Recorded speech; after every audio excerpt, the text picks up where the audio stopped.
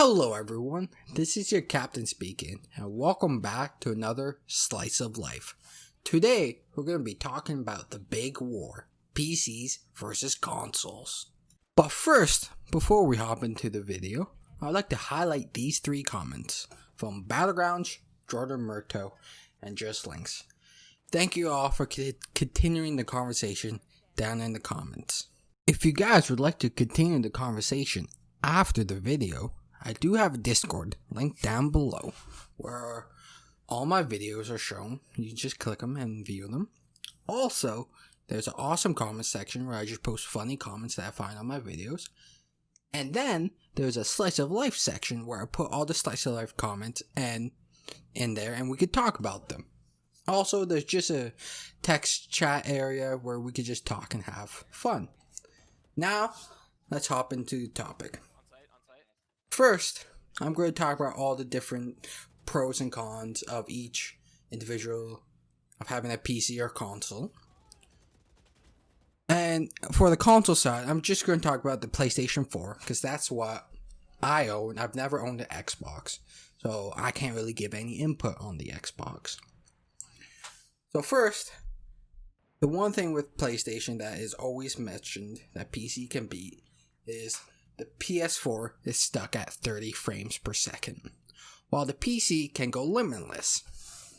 But there's a counter to it, be like, a PC can get to that level, but some games take up too much graphics, causing it for the PC to cost a lot of money to be able to go to the limitless side.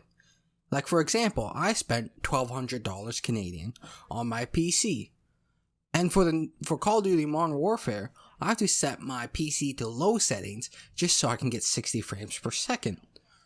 Whereas PS4 costs $450 Canadian, almost a third less than the PC, and you're still running at 30 frames per second at 180p.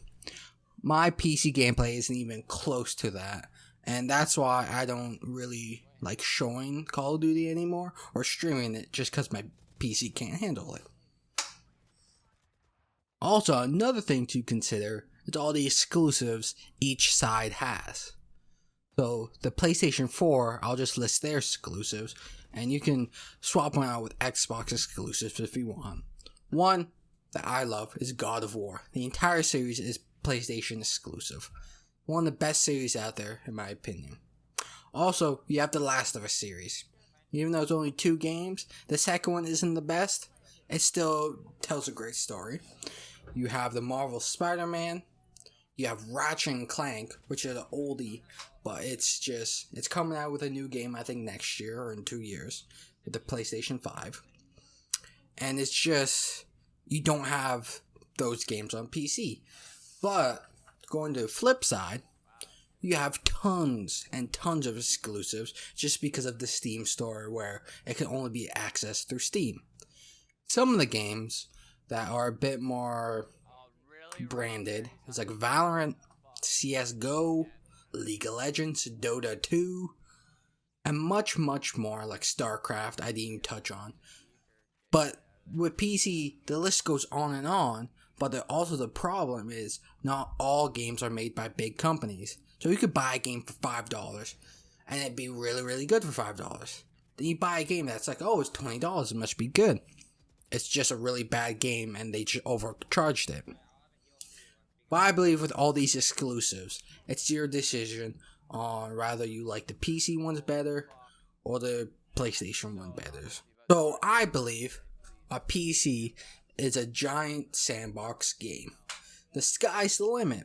You can make the most complex, cool game out there, or you can just make something really bad and it not actually be good. And the problem with that is if you don't have the right hardware or enough time, it can really not be worth it to spend $1,200 on a PC. Where with a console, it's at a set price. You don't need to upgrade it at all, and it's already there for you. It's all pre-done. But that limits it because there's nothing that you can do to improve it. So my answer, what I choose, my opinion, is I choose PC. Because there's no limit, and I'm willing to spend the money and time to upgrade my PC to have it become limitless. But I believe for the average gamer, a console's better just because of the time and money you save from just having it's like getting a pre-made meal. It might not have all the special things, but you could just have it and plug the game in and just start playing.